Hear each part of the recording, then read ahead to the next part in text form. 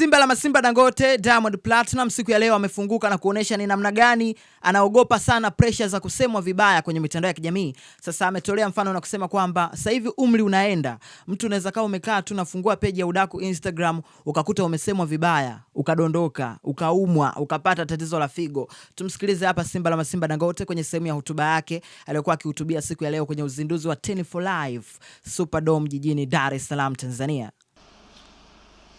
Umri wetu unaenda,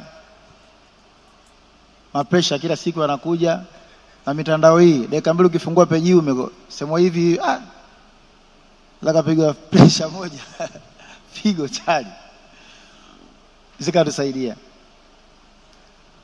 Kwa nikuthibitishie Profesa, kwa niaba ya ndugu zangu tuliwalika hapa, tutashirikiana bega kwa bega.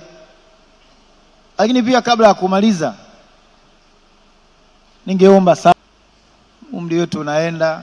Aisee, ni hatari sana. Sasa amezungumza hayo msanii Diamond Platinum kwenye sehemu ya hotuba yake kama nilivyokuambia, alipokuwa akihutubia umati wa watu ambao walijitokeza siku ya leo kwenye uzinduzi wa 10 for Life uliofanyika Superdome jijini Dar es Salaam, Tanzania. Mwaka 2010 mimi nilipoteza mtoto wa dadangu.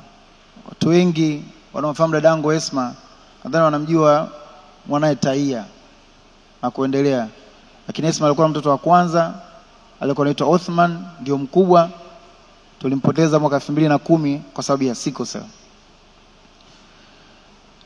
So nilipofika na kuona kama Tanzania serikali yetu imewekeza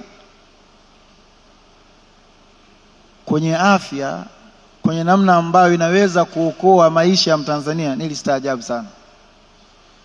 Nilitamani mtoto wa dada yangu pengine angekuwepo sasa hivi, labda naye angepata nusura akaendelea